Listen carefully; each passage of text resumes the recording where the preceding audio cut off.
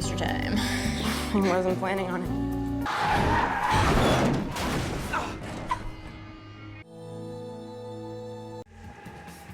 What was it like? Dad, he didn't have the strength to turn you.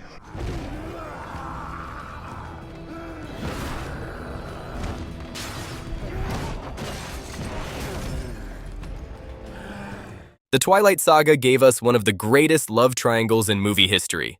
But off-screen? The real romances were even messier.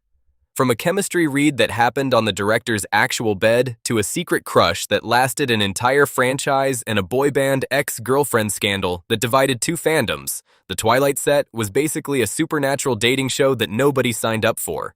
Which co-stars had a thing that almost happened? What did the director have to warn Robert Pattinson about on day one? And which cast member publicly admitted she never made her move? Let's dive in. We have to start with the big one. The relationship that consumed tabloid culture for half a decade. Robert Pattinson and Kristen Stewart. Robsten. The chemistry between them was real from literally the very first moment they met. Director Catherine Hardwicke held their chemistry read at her own home in Venice, California. And the audition took place on her actual bed. Yes, really. The scene required physical closeness, and Hardwicke wanted to see if there was a genuine spark. There was. Rob was so nervous and so into the moment that he actually fell off the bed while kissing Kristen, right there, in the middle of the audition. Kristen didn't even hesitate. She told Hardwicke immediately after, "It has to be Rob." And Hardwicke, knowing Kristen was only 17 at the time, pulled Rob aside and warned him, "She's only 17. Don't do anything illegal." Producer Wyck Godfrey later confirmed that Rob admitted he was in love with Kristen from the very first time he saw her in the audition. But things weren't simple. When Twilight started filming, Kristen was still dating Michael Angarano. So whatever was happening between her and Rob had to stay below the surface. For a while, they denied everything. The paparazzi and the fans were going crazy trying to figure out if it was real. But Robsten kept it locked down. They were finally caught getting cozy at a Kings of Leon concert in Vancouver in August 2009, and even after that, they stayed quiet. It wasn't until 2011 that Kristen confirmed it to British GQ with the most Kristen Stewart reveal possible. "My boyfriend is English. It's so obvious." For the next year, they were one of the most photographed couples on Earth, and then everything fell apart. In July 2012, Us Weekly published photos of Kristen with Rupert Sanders, the director of Snow White and The Huntsman. He was married. She was the most famous girlfriend in Hollywood. The fallout was nuclear. Kristen issued a public statement that still echoes through celebrity culture. "This momentary indiscretion has jeopardized the most important thing in my life, the person I love and respect the most, Rob." What followed was the most awkward press tour in film history. Breaking Dawn. Part 2 still had to be promoted. Rob and Kristen had briefly reconciled to get through the franchise obligations, but the damage was done. They split for good in May 2013. Years later, both have reflected on it with more distance. Kristen went on Howard Stern in 2019 and opened up. "We were together for years. That was my first love. I wanted to marry him. He's the best." Rob's take was more characteristically blunt. He told Esquire, "Things happen, you know? It's just young people. Who gives a..." You get the idea. Today, Rob is with singer Suki Waterhouse. They have a child together and reportedly had a secret wedding in early 2025. Kristen married screenwriter Dylan Meyer. Both found their people. But Robsten was the love story that defined an era.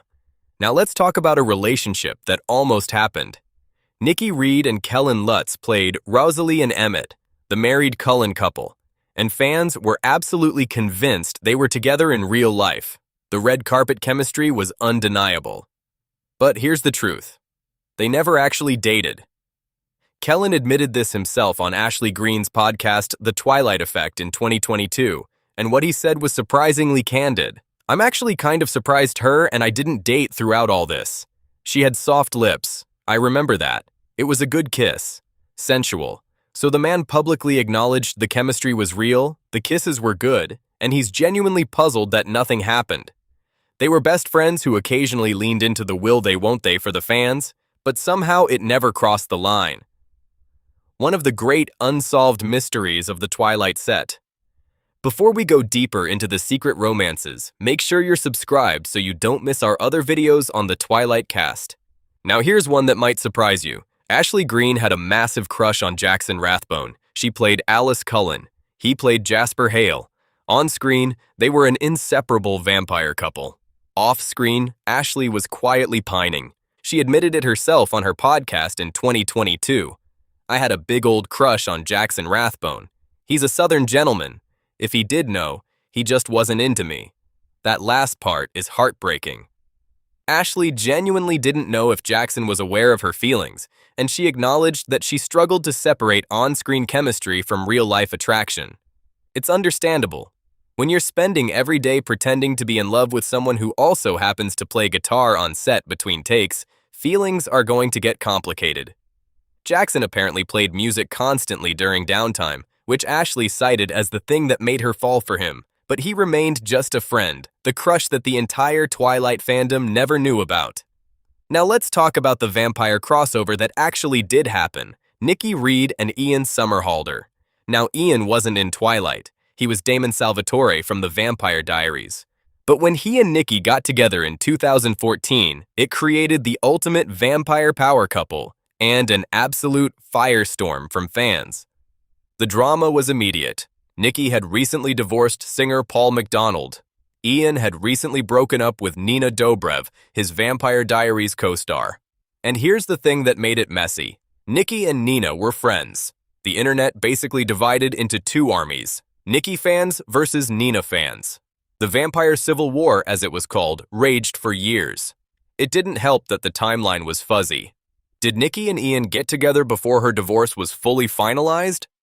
Fans had opinions. The resolution came in 2017 when Nikki, Ian, and Nina posted a photo together, essentially telling the world to move on. The fake drama was officially put to rest.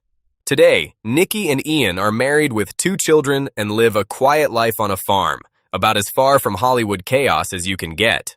Then there's the relationship that crossed franchise lines in a completely different way. Taylor Lautner and Taylor Swift. Taylor Squared.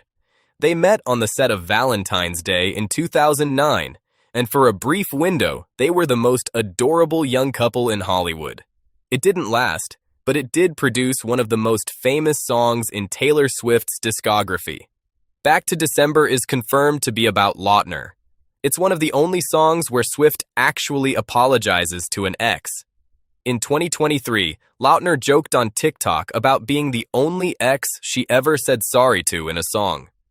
When asked about the track in a 2016 interview, he kept it simple. That's what she does. She writes songs. No bitterness, no drama. Just acceptance that when you date Taylor Swift, your relationship becomes a track listing. There's one more connection worth mentioning that predates the Robsten era. Before Rob and Kristen became official, there were heavy rumors in early 2009 that Rob and Nikki Reed were together. They were spotted arm in arm at the Juno Awards. This reportedly caused a rift between Kristen and Nikki, who had been close friends.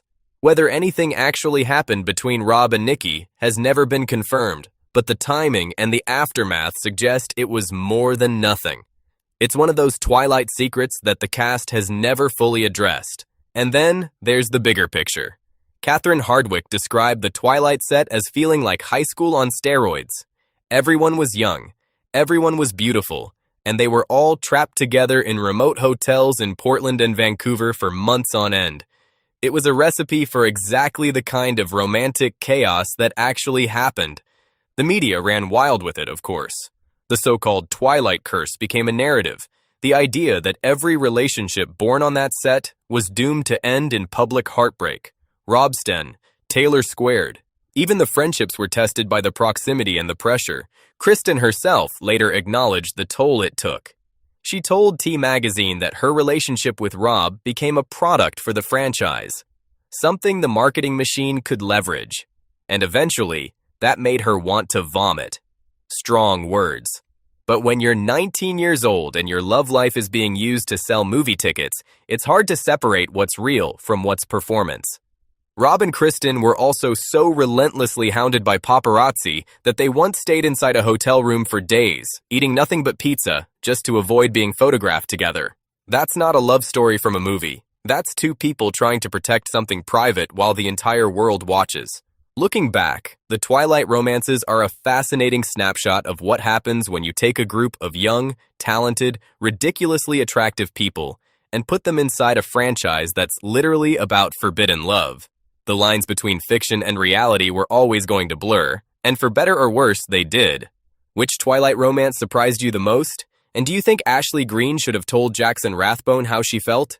Share your thoughts in the comments. Thanks for watching.